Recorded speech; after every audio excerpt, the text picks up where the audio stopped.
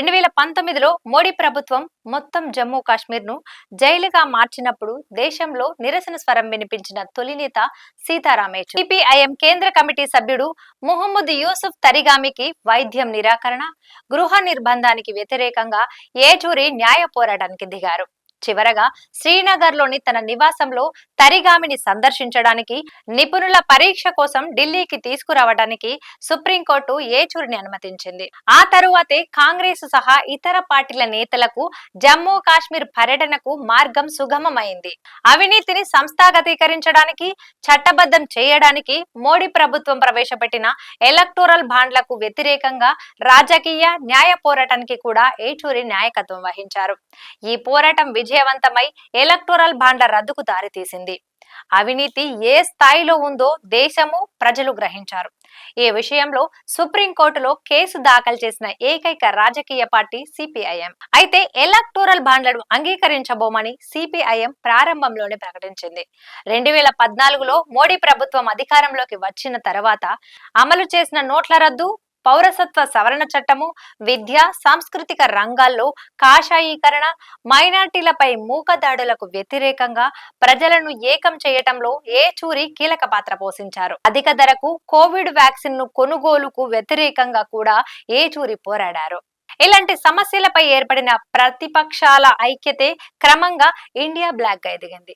వామపక్షాలు లేవనెత్తిన కార్పొరేట్ వ్యతిరేక నినాదాలను చేపట్టి రైతులు చారిత్రాత్మక ఉద్యమము విజయవంతం కావటము ప్రతిపక్షాలకు స్ఫూర్తినిచ్చింది. గత 10 ఏళ్లుగా బీజేపీ, ఆర్ఎస్ఎస్ మతోన్మాద విధానాలు, ఏకపక్ష పాలనపై పోరాడడానికి సైతం ఆయన నాయకత్వం వహించారు. యవ్వనంలో చూపిన పోరాట పటిమను చివరి రోజుల వరకు వదలలేదు. అనారోగ్య సమస్యలున్న క్లిష్ట ప్రాంతాలను సందర్శించి ప్రజలకు భరోసా కల్పించారు.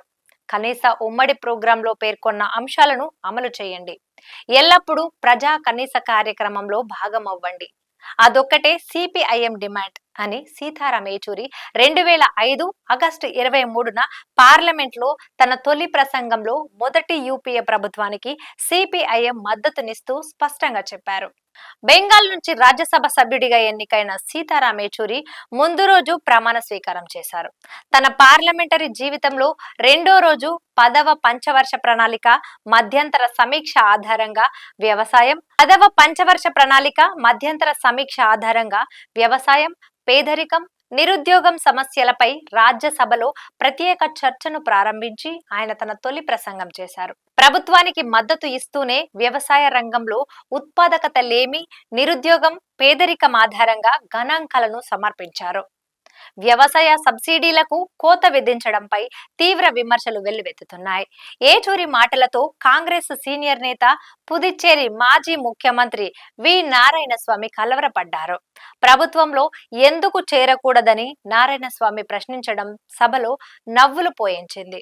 ప్రభుత్వానికి మద్దతు ఇవ్వటంలో సిపిఐఎం ముందున్న ఏకైక ఎంపిక ఆహ్వానాన్ని సున్నితంగా తిరస్కరించడమేనని యేచూరి వివరించారు. యేచూరి 2 పర్యాయాల రాజ్యసభ పదవీ కాలం ఆగస్టు 2005 నుంచి ఆగస్టు 2017 వరకు ఉంది. 6 ఏండ్ల సుదీర్ఘ ఎన్డీఏ పాలనకు స్వస్తి పలికి అధికారంలోకి వచ్చిన తొలి యూపీఏ ప్రభుత్వాన్ని ముందుకు తీసుకెళ్లడంలో కీలక పాత్ర పోషించిన యూపీఏ లెఫ్ట్ కోఆర్డినేషన్ కమిటీ సభ్యుడు యేచూరి పార్లమెంటుకు రావడంలో రాజకీయ కోణం కూడా ఉంది. పార్లమెంటులో యేచూరి మాట్లాడిన ప్రతి మాటను ప్రభుత్వము ఖండించింది. ఎంత బిజీగా ఉన్నా యేచూరి ప్రసంగం వినేందుకు ప్రధాని మన్మోహన్ సింగ్, ఇతర మంత్రులు వచ్చేవారు. మొదటి యూపీఏ ప్రభుత్వంలో జశ్వంత్ సింగ్, రెండో యూపీఏ ప్రభుత్వంలో అరుణ్ జైట్లీ ప్రతిపక్ష నాయకులు. యేచూరి మాటలను వినేందుకు వారు కూడా సభకు ఆలస్యం చేయకుండా వచ్చేవారు. నయా ఉదారవాద విధానాలకు అనుగుణంగా అమెరికన్ సామ్రాజ్యవాదానికి మరింత లోబడి విదేశాంగ విధానం, సమైక్య వ్యతిరేక వైఖరి, క్రోనిక్ క్యాపిటలిజానికి అనుకూలమైన పరిపాలన నిర్ణయాలు, పార్లమెంటు అధికారాలను బలహీనపరచడం వంటి అంశాలపై పార్లమెంటులో యూపీఏ ప్రభుత్వాన్ని విమర్శించడానికి యేచూరి వెనుకాడలేదు.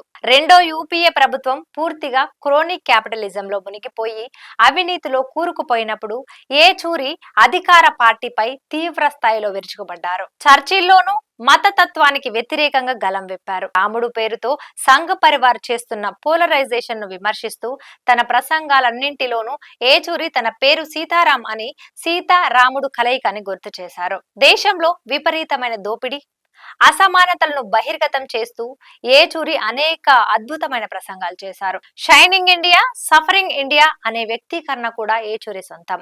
ఆ తర్వాత రాహుల్ గాంధీ దృష్టికి తీసుకెళ్లారు.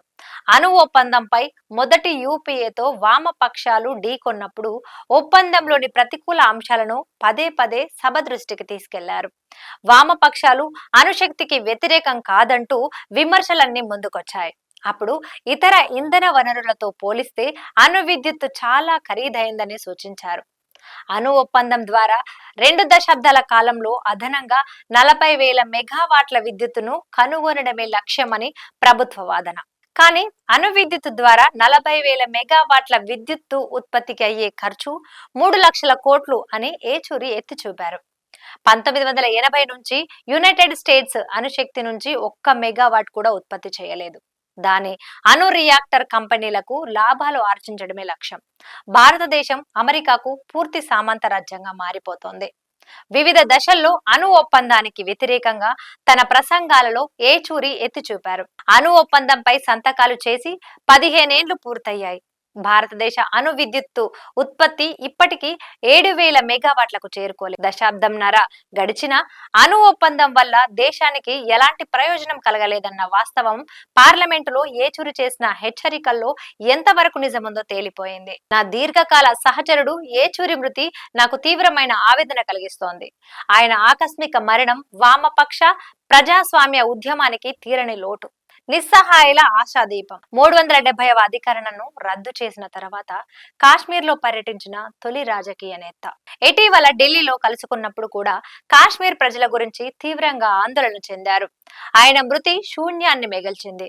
రెడ్ సెల్యూట్ కామ్రేడ్ అని తరిగామి అన్న. దేశంలోని మెజారిటీ ప్రజలు ఆకలితో అలమటిస్తున్న కోవిడ్ సమయంలో ఉచిత ఆహార ధాన్యాల పంపిణీ డిమాండ్ ను ముందుకు తెచ్చింది సిపిఐఎం పార్టీ. ఆ పార్టీ ప్రధాన కార్యదర్శిగా ఈ డిమాండ్ ను లేవనెత్తుతూ ఏచూరి ఆన్లైన్ లో వరుస విలేకరుల సమావేశాలు, కరోనా ప్రోటోకాల్ పరిధిలో విస్తృత ఆందోళనలు నిర్వహించారు. ఆ సమయంలో రాజకీయ నేతల ఆన్లైన్ ప్రెస్ కాన్ఫరెన్స్ లకు ఏచూరే నాంది పలికారు. సిపిఐఎం కేంద్ర కార్యాలయం ఏకేజీ భవన్ ఉన్న గోల్డ్ మార్కెట్ వద్ద సిపిఐఎం నాయకులు నిరసన తెలిపారు. ఆ సమయంలో ఎక్కడికక్కడ నిరసనలు నిర్వహించేందుకు అనుమతి లేదు. ఈ డిమాండ్ ను మొదట్లో సిపిఐఎం, ఇతర వామపక్షాలు, తర్వాత మొత్తం ప్రతిపక్షాలు లేవనెత్తాయి. ఆందోళనల ఫలితంగానే ఉచిత ఆహార ధాన్యాల పంపిణీ పథకాన్ని ప్రధాని ప్రకటించారు. అయితే ఏచూరి తన 12 ఏండ్ల సుదీర్ఘ పార్లమెంటరీ ప్రయాణంలో సభలో 1689 సార్లు మాట్లాడారు. 975 ప్రసంగాలు చేశారు. ప్రతి ప్రసంగం రాజకీయ నేతలకు, ఇతరులకు స్పష్టమైన దిశానిర్దేశం చేసింది. ప్రతి ప్రసంగం రాజకీయ నేతలకు, ఇతరులకు స్పష్టమైన దిశానిర్దేశం చేస్తుంది. అందులో చాలా భాగం చరిత్రలో నిలిచిపోయింది. బీజేపీ, కాంగ్రెస్ పై విమర్శలు చేస్తూ వ్యక్తిగతంగా ఎవరిని నొప్పించలేదు. పార్లమెంటులో రాజనీతిజ్ఞుడు ఎలా జోక్యం చేసుకోవాలో సీతారాం ఏచూరి సరైన ఉదాహరణ. ఇది ఇవాల్టి స్పెషల్ స్టోరీ. చూస్తూనే ఉండండి T10.